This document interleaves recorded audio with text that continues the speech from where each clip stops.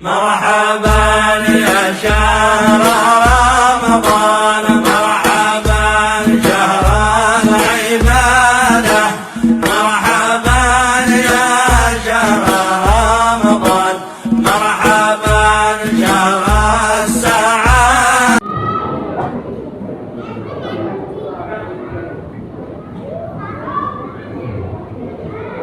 Assalamualaikum warahmatullahi wabarakatuh.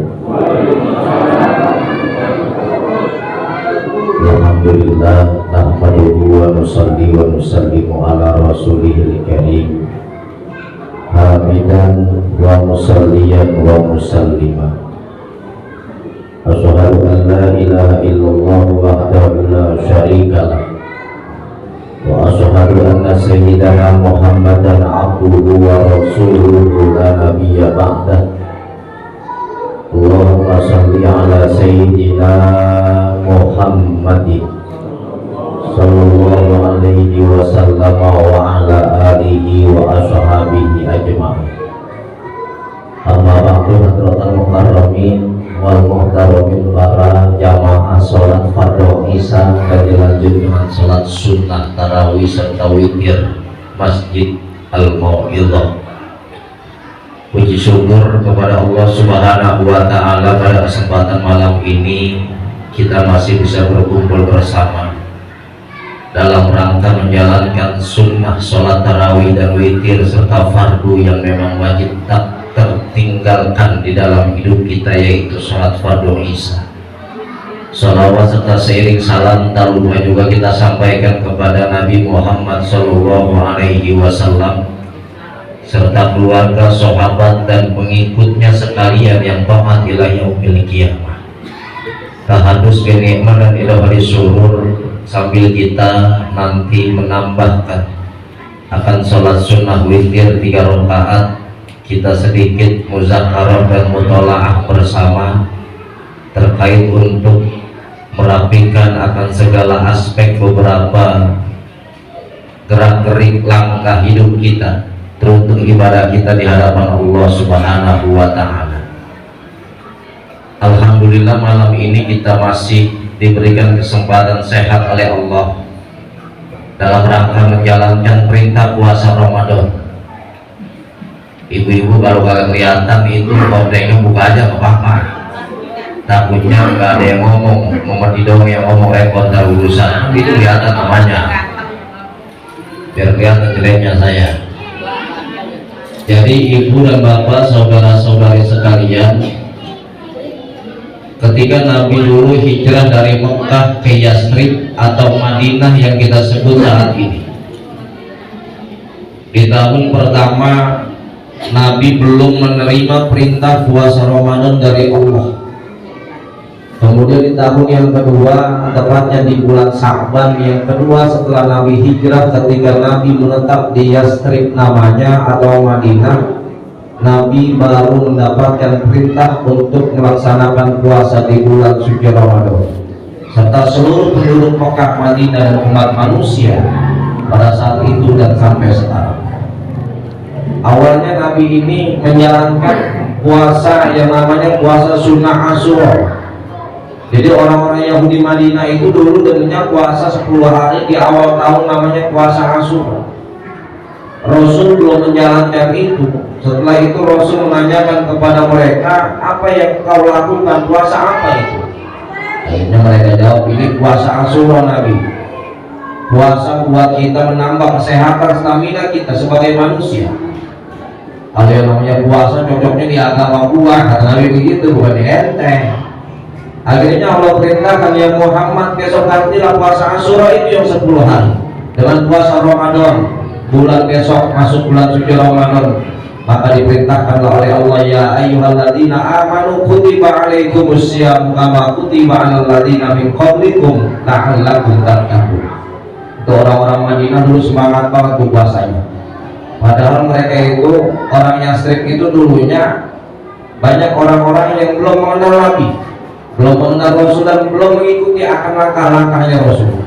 Tapi mereka yakin puasa akan menyehatkan badannya. Makanya Yasrib itu dulu tempat yang banyak maksiatnya sebelum jadi Madinah Al-Munawwarah sekarang. Jadi yang namanya tanah Yasrib itu memang subur, Pak.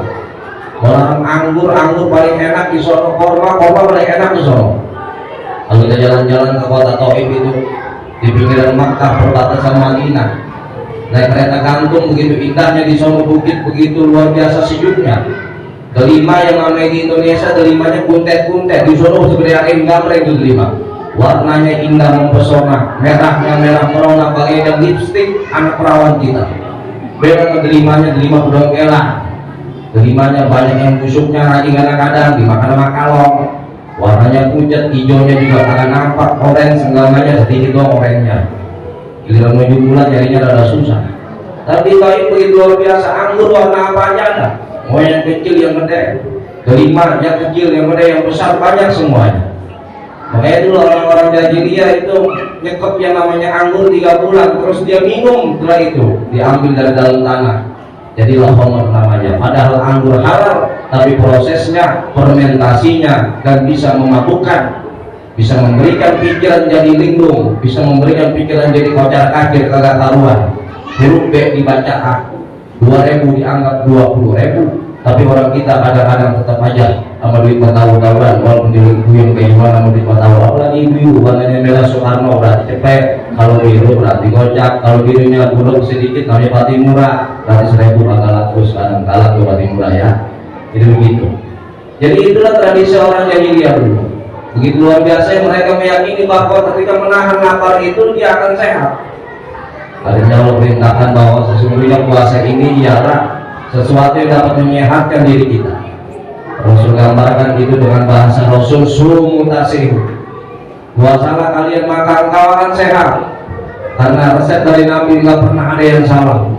Dalam sejarah manusia ketika Nabi perintahkan puasa, dalam sunnahnya Nabi Senin dan Kamis, dalam puasa Rajab dan sebagainya, itu mengandung istimewa dalam hidup kita, keistimewaan yang besar. Apalagi puasa di bulan suci Ramadan, langsung Allah yang memerintahkan supaya kita menjadi orang yang tattaqun. La'allakum tattaqun. Enggak mutakun, enggak mutakin, tapi tattaqun supaya apa? Berkelanjutan. Supaya setelah bulan suci Ramadan kita menghidupkan qiyamul lail, setelah lebaran nanti hidup lagi qiyamul lailnya. Ketika bulan suci Ramadan khatam Quran, setelah bulan suci Ramadan sampai tahun depan kalau dibaca-baca itu Al-Quran, berarti belum la'allakum tattaqun. Ketika mau lebaran Idul Fitri beli baju 3 setel, habis lebaran beli baju lagi, bulan depan beli baju lagi, itu mah bukan tattaqun namanya, emang kebangetan pengen banget digelein, ngerubin aja buat rumah pengen baru aja, kan gitu ya. Jadi tattaqun itu ialah berkelanjutan di masa akan datang sampai bulan puasa tahun depan kita bisa menjaga Quran kita bisa menjaga sholat kita bisa menjaga sedekah kita bisa menjaga akan semua ibadah-ibadah yang kita rutinin di bulan suci Ramadan. Terlebih lagi harta kita, sedikit maupun banyak, di situ ada yang namanya hak orang-orang yang ada di sekitar kita.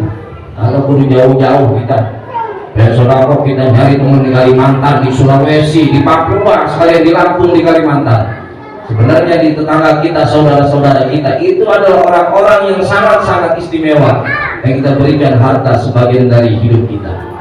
Walaupun orang tua kita sekarang misalnya orang tua kita udah nggak ada, udah meninggal dunia, kita kirimkan itu uang kita 10.000 rupiah, 5.000 rupiah, 2.000 rupiah kita tunjukkan buat orang tua kita, maka akan menjadi hal yang paling istimewa buat kedua orang tua kita yang telah Allah wafatkan.